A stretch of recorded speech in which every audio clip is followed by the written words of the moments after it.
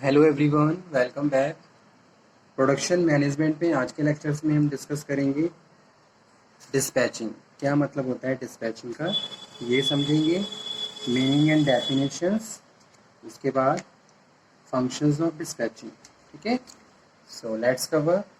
Dispatching start करने से पहले एक बार मैं आप लोगों को फिर से बता दूं कि लास्ट लेक्चर में हमने जो टॉपिक डिस्कस किया था वो शेड्यूलिंग था। प्रोडक्शन शेड्यूलिंग हम ऑलरेडी डिस्कस कर चुके हैं। ठीक है, तो उस टॉपिक में अगर आपको कोई डाउट हो तो आप दोबारा से डिस्कशन कर सकते हो। ठीक है, सो लेट्स कवर। आ जाइए आज के टॉपिक पे जो कि है डिस्पैचिंग। डिस्पैचिंग है क्या, सबसे पहले इसका मीनिंग समझेंगे और इसकी डेफिनेशंस को डिस्कस करेंगे। तो यहाँ पे मैं एक डेफिनेशन लिख देता हूँ। So the functions of routing and scheduling is discussed above as a paper work only. Okay, तो अगर मैं राउटिंग और शेड्यूलिंग की बात कर रहा हूँ, स्केड्यूलिंग की बात कर रहा हूँ, तो ये क्या है, पेपर वर्क है। पेपर पे हम डिस्कस करते हैं कि भाई क्या किस तरीके से राउटिंग होगी, किस तरीके से स्केड्यूल होगा हमारी प्रोडक्शन का। ठीक है, लेकिन अगर मैं डिस्पैचिंग की बात कर रहा हूँ, डिस्पैचिंग मतलब होता है granting of permission to proceeding according to the plan. ठीक है, जो हमने ऑलरेडी डिस्कस कर रखा है। So this is similar in the case of traveller to his employer finally approving his vacation leave. Okay, तो इस तरीके से आप इसको ट्रीट कर सकते हो। So dispatching deal with the setting of production activity in motion through the release of order and instructions. Order और इंस्ट्रक्शंस के थ्रू जब आप प्रोडक्शन एक्टिविटीज़ को प्रोसीड कर रहे हो या मोशन में ला रहे हो तो उसको डिस्पैचिंग कहते हैं। ठीक है, राउटिंग और शेड्यूलिंग में केवल हम पेपर पे डिस्कशन करते हैं किस तरीके से प्रोडक्शन को फ्लो किया जाएगा और किस तरीके से प्रोडक्शन को कैरी किया जाएगा। ठीक है, लेकिन no actual production has yet been started. Dispatching is the part of production control that translate the paperwork into the actual production according with the detailed worked and under routing and scheduling functions. ठीक है, तो उसको motions में लेके आना काम किसका है, डिस्पैचिंग का है। तो डिस्पैचिंग फंक्शंस इन्वॉल्व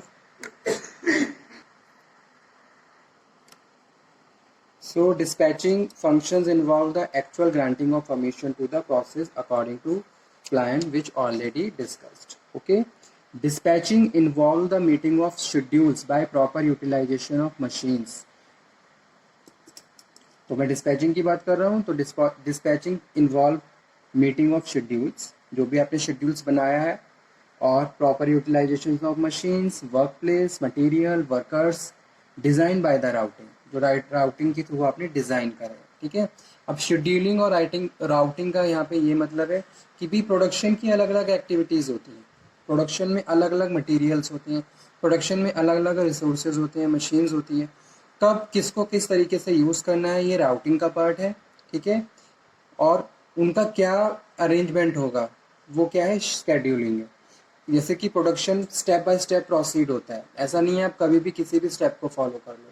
तो ये सब तो था राउटिंग और शेड्यूलिंग है। ठीक है, अब उसको मोशन में लेके आना काम किसका है, डिस्पैचिंग। यानी कि जब आप उनको प्रॉपरली यूज़ कर रहे हो, मशीन को आपने राउटिंग और शेड्यूलिंग में एक तरीके से काउंट किया, लेकिन जब उस मशीन्स के थ्रू इनपुट्स यूज़ किए जा रहे हैं, प्रोसेस किए जा रहे हैं, that is a part of the dispatching. So the dispatching unit of the planning department thus include all persons whose duty is to see that order are issued to shop, that material are at the workplace, that tools are provided. Materials क्या है, workplace पे है, जैसे कि work station की बात करी थी हमने, टूल्स के थ्रू उनको प्रोसेस किया जा रहा है और उनको जॉब कार्ड इश्यूज कर दिए गए। जितने भी वर्कर्स हैं, किसकी क्या जॉब है, यहाँ पे डिवीजन ऑफ वर्क की बात कर रहा हूँ। In general all necessary steps are taken to ensure that scheduling will be properly carried out. Okay, so that is dispatching. Now इसके कौन कौन से मेन फंक्शंस होते हैं, functions of dispatching.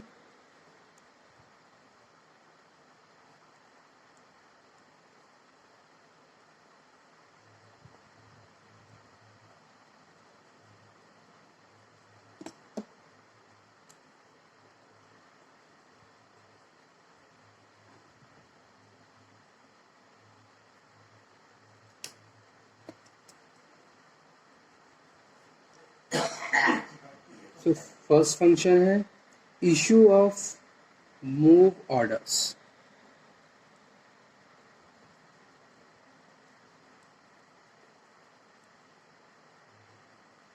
Okay, so move orders are issues to movement personnel giving instructions regarding movement of raw material from stores to the manufacturing floors.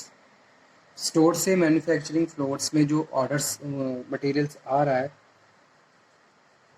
उनको जो उनका जो एक तरीके से इशुएंस है या फिर इंस्ट्रक्शंस हैं that comes by the dispatching. Okay, so from machines to machines as the case may be. तो उसको क्या बोलते हैं हम? That is a first function of dispatching. कि जितना भी आपकी जो भी मटेरियल आपके पास स्टोर रूम में अवेलेबल है उनको मशीन्स तक लेके आना, वर्क स्टेशन तक लेके आना. अब वो कैसे आते हैं? By the instruction, by the issuance of the supervisors. Second है issue of tool orders.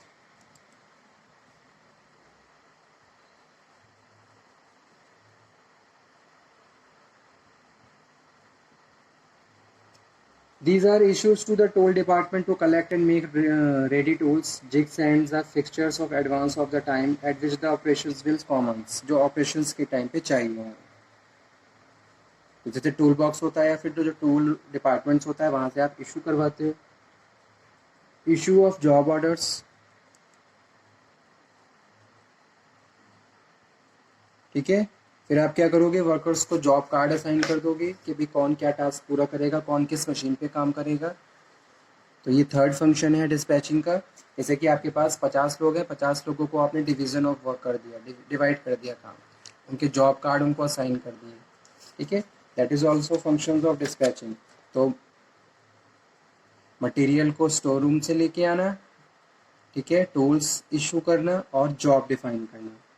These are the important functions of dispatching. उसके बाद फोर्थ नंबर पे है इशू इंस्पेक्शन ऑर्डर. ठीक है, inspection orders are issued to the inspection personnel giving instructions regarding inspection centers, type of inspection required at different stage of operations.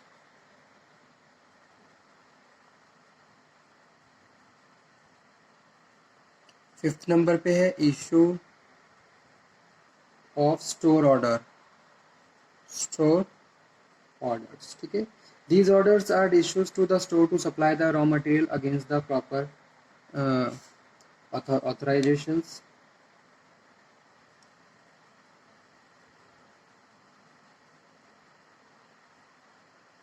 Next one, issue order to finished product store. Okay, these orders instruct the finished product store for collecting and finished product on determined lines. उसके बाद seventh number पे है collection of time tickets. Collection of time ticket for completed operation. Time, her operation, her activity को proceed करने का proper time prescribe किया हुआ है कि इतने टाइम में, जैसे कि वर्क स्टेशन पे होता है, एक वर्क स्टेशन पे एक प्रोडक्ट कितने टाइम पे रहेगा, एक एक्टिविटी, एक फंक्शन कितने टाइम में परफॉर्म किया जाएगा.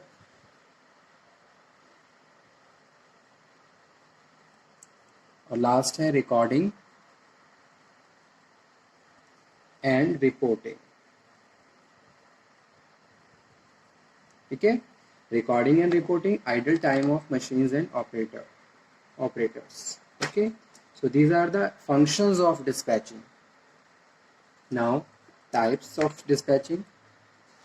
मेन कौन कौन से मेन टाइप्स होते हैं डिस्पैचिंग के?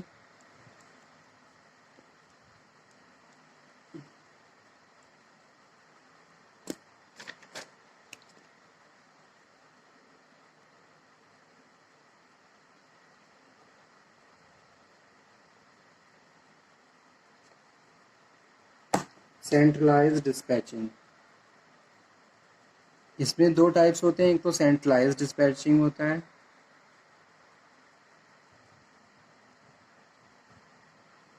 Second decentralised dispatching.